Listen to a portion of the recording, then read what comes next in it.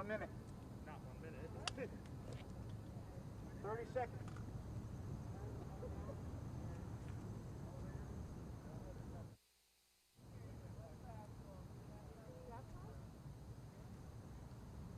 What'd they say? About 30, 40 minutes. Do you have a 2-minute warning? No. Is that? No. I don't think we do. I don't think so. Oh, it's all good.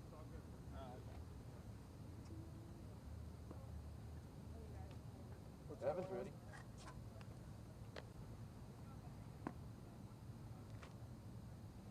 Bears on the loose. Well, you got 2 lodges here, sucking the life out of everybody. You're lucky to have a heartbeat to stay around this place.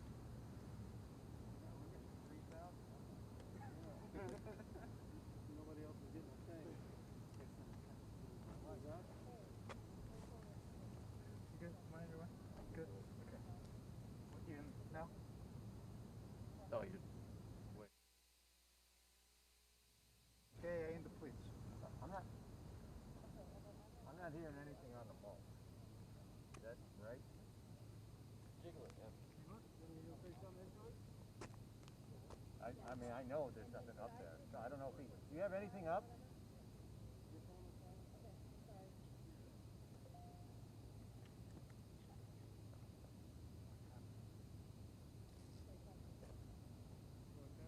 Yeah, I would love anything. I would love to have him just open up the mic. Leave it open. Oh.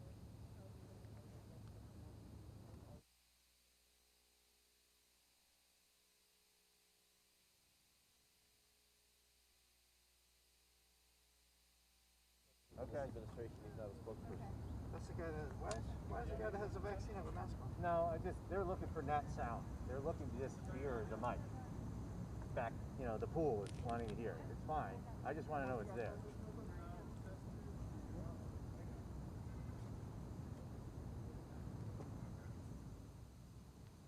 Test 1 2, test. You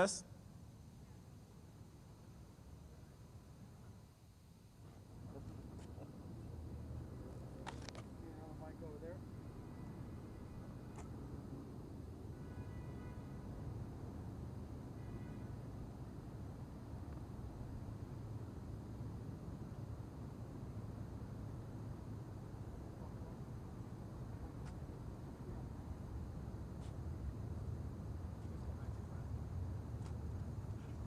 I'm gliding down the man. Skateboard, there you go. Cover more. Hold yourself back.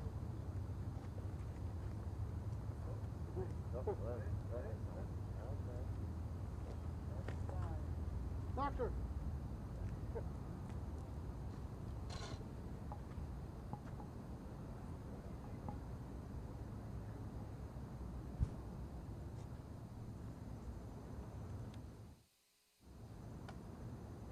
don't want to stand next to her. She's been close to someone in contact. Just return.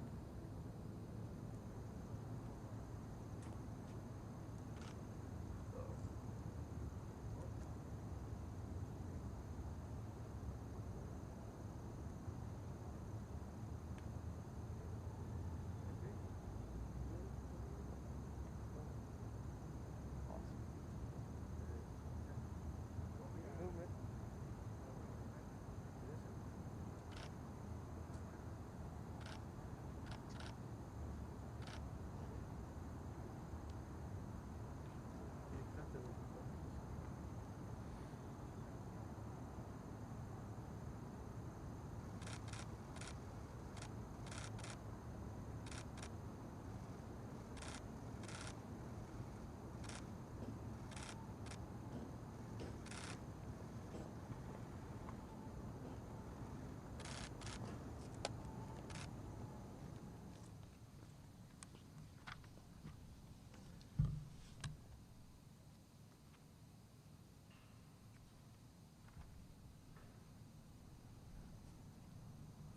Good afternoon, everyone. Thank you for being here. Over the past 24 hours, the President has continued to improve. He's met or exceeded all standard hospital discharge criteria. He'll receive another dose of remdesivir here today, and then we plan to get him home. It's been more than 72 hours since his last fever. Oxygen levels, including ambulatory saturations and his work of breathing, are all normal. Though he may not entirely be out of the woods yet, the team and I agree that all our evaluations, and most importantly, his clinical status, support the President's safe return home, where he'll be surrounded by world-class medical care 24/7. I'd like to bring Dr. Dooley up to review some more specifics.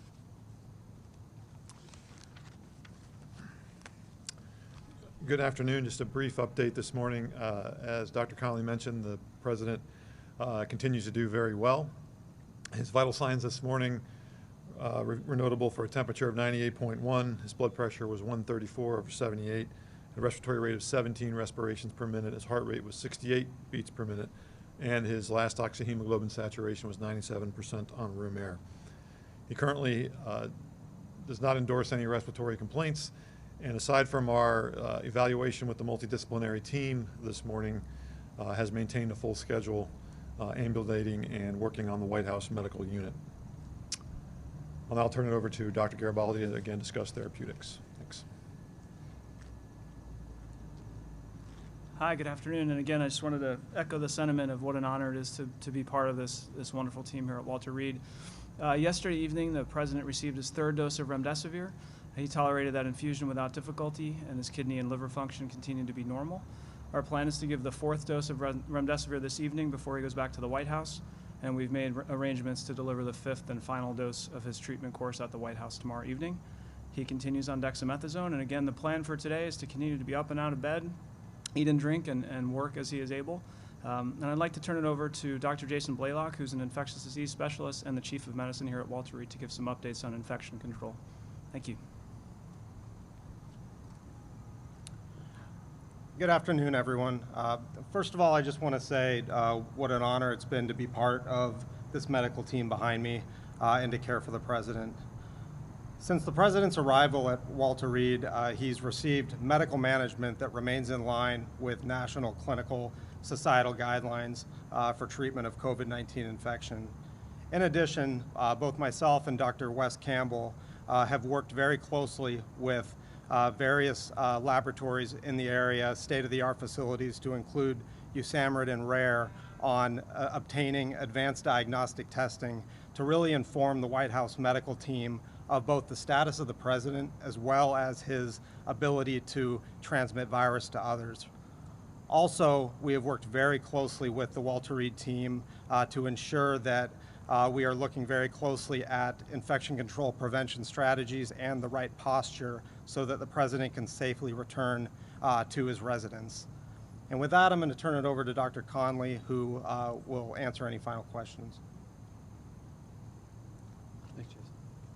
I mentioned it Saturday, but I'd like to reiterate myself just how grateful the President and I are to the men and women of Walter Reed, our colleagues at Johns Hopkins, as well as the many federal, private institutions that we've received support from. And so long as everything continues on the track that we're experiencing right now, this time, as the President already tweeted out, is to get him home later today. With that, I'll take a couple questions.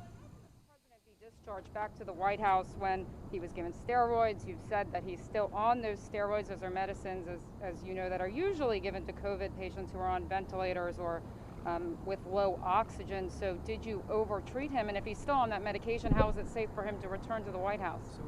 So we send patients home with medications all the time. In fact, yesterday afternoon, he probably met most of his discharge requirements safely from the hospital. And he's returning to a facility, the White House Medical Unit, that's staffed 24/7, top-notch physicians, nurses, PAs, logisticians, and the unit here, the team here behind me is going to continue to support us in that nature. Yes? Dr. Conley, what infection control measures are you taking? And how was it safe for him to drive around in a cloth mask yesterday? And how is it safe for him now to return to the White House where there have been so many cases? How's any of this safe? So the President has been surrounded by medical and security staff for days wearing full PPE. And yesterday, the U.S. Secret Service agents were in that same level of PPE for a very short period of time. We've worked with our infectious disease experts to make some recommendations for how to keep everything safe down at the White House for the president and those around him.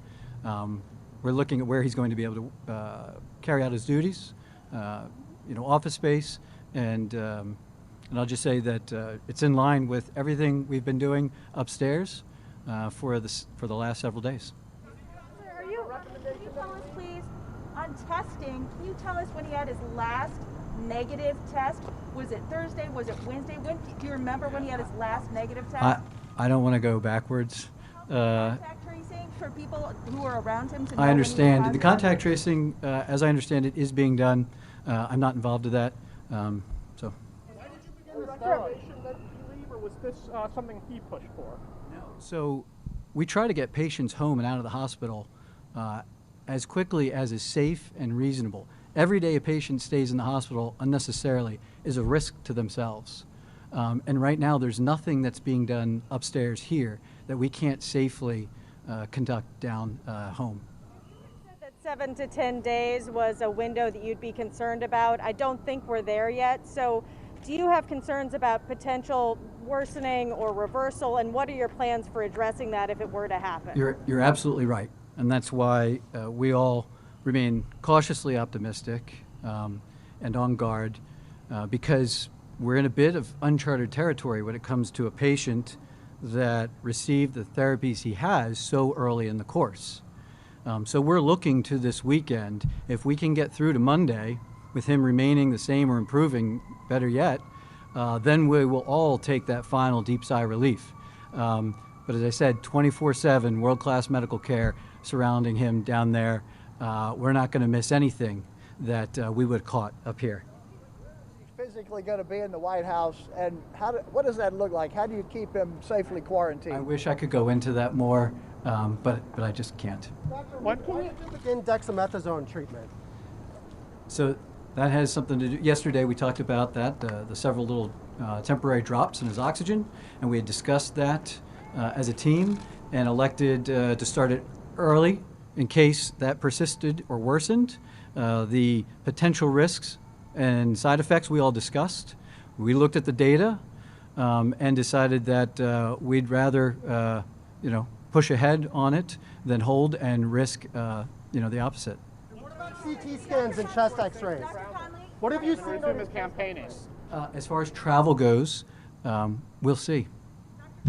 His mental status, can you talk to about whether he has any neurological symptoms? Does he have any side effects from his medications? Any fogginess from the virus? No, I think you've seen the videos and now the tweets, and you'll see him shortly. He's back. Yeah. Pneumonia or any inflammation in his lungs at all? So we've done routine standard imaging. I'm just not at liberty to discuss. Doctor, So you're actively not telling us what those lung scans showed, just to be clear. So there are HIPAA rules and regulations that restrict me in sharing certain things for his safety and his own health and reasons. Share how many times, you said his oxygen dropped several times. Can you share how many times he was on oxygen? You said you checked with the nursing staff yesterday? Yes. So he the 2 episodes like we talked about yesterday, and both times that he received a little bit of oxygen and recovered immediately. Was that oxygen required? No, it wasn't required. He wasn't short of breath. He wasn't looking ill. It was more of us trying to anticipate needs and see how he'd respond. And in both cases, it came right off. He didn't need it from very long at all. You were on board Air Force One for multiple trips. Are you at all concerned about your own exposure and exposure to the medical team? I am concerned, but as the CDC says, there are caveats for essential employees. That as long as you continue to test negative, you remain symptom-free, and you keep a mask on when you're out and about, which we do inside the hospital 24/7, then you can carry on your duties. Yeah. The president's an impatient man. Has he been itchy to get out of here? The president has been a phenomenal patient during his stay here, and he's been working hand in glove with us and the team And today got to the point he's holding court with those of us around him, the whole team, going over all the specifics, the testing, what the future is. And we have been back and forth on what's safe and what's reasonable, and he has never once pushed us to do anything that was beyond safe and reasonable practice that we all first wanted. Anybody on this medical team who recommended against the president leaving here and going back to the White House today? Or any White House staffers? No. The president said don't be afraid of COVID. Do you agree with that? Should we not be afraid? I'm not going to get into what the president says. His heart, liver, and kidney function was normal or improving. Improving, does that mean that there were effects, and is it all normal? Like, what's up with that? Yeah, it's all normal right now. I would say he appeared to be a little dehydrated Friday. He was able to just drink and recover from that, and yeah, everything looks great. Campaigning out in the country, what sort of things do you? Yeah, so the big first thing that we need to do is that there is no evidence of live virus still present that he could possibly transmit to others. And that's what the infectious disease experts and some of our partners, military civilian entities, doing some of these advanced diagnostics just to see as soon as we can identify that. Routinely, we talk about a 10-day window, CDC guidelines, but we're checking him more routinely than just waiting 10 days. There's a possibility it's earlier than that. There's a chance that it's a little bit later, but we will know as soon as possible. And then we will look at him clinically. How are you feeling? How are you doing? Why have you decided not to administer hydroxychloroquine to the president during his time here? I'm not going to go into all of our debates about specific medicines and therapies. There are dozens of therapies that we were made aware of, that we considered, that we discussed and debated and looked at, the existing literature on, and this is the regimen we chose. Hydroxychloroquine. In terms of COVID, is he having some of the muscle aches? Has he lost his sense of taste and smell? No, we were just talking about that, what symptoms he has left. And he's even the slight cough that he used to have, he doesn't really complain of at all. He hasn't ever complained of muscle aches. Yeah, he's up and back to his old self predominantly. Next Monday, just to be clear, how long will he still be actively shedding the virus? So this morning, I believe there was even an accounting by Dr. Fauci referencing a 5-day, the first 5 days of illness that people are most likely to shed live virus. There's a reason there's the 10 days is because most people by that time, after 7 days, most folks don't have culturable live virus. They put it to 10 just to give some extra space. It's never 100%, between everybody. So we'll see. I'm not going to put a specific number, but we look at that window is all I say. Will the president be confined to his residence, or will he be allowed to return to the Oval Office? We're going to do whatever it takes for the president to safely conduct business wherever it is he needs to do within the residence and White House. Is he on blood thinners? And also, has he been using, have you been giving him Tylenol, Advil, anything Oh, to that bring came his up. fever I would down? like to say he has not been on any fever-reducing medications for over 72 hours. Yeah, he's on a routine regimen of COVID therapy. I'm not going to go into specifics as to what he is and is not on, but. This here that the president had a mild cough, some nasal congestion, and fatigue on Thursday. Now, back to my colleague Jen Jacobs' questionnaire. The reason knowing when the president's last negative test is important. For that reason, your words, what you said, and also for the contact tracing. But would you recommend it that, given those symptoms, that that the president go to that Bedminster fundraiser? It's not up to me necessarily, the president's schedule, but I would say that it wasn't until after he returned that we really sat down, then knowing the news of the day, that we really dove into how are you feeling, what's going on. Those were the symptoms he was experiencing on Thursday. I'm not going to get into operations. When was his last negative test, and what was his viral load? I know everyone wants that. Yeah, I don't have his viral load. Those are some of the diagnostics that we're sending out that will really tell us when it's safe for him to get back out and around people. The last negative test was. Any abnormal tests? Were any of his lab tests abnormal? I'm not, again, HIPAA kind of precludes me from going into too much depth on things that I'm not at liberty or doesn't wish to be discussed. At some future point, maybe, but today, sorry. I think that's it. Yeah. Thank you, guys. Thank you. Thank you. Thank you.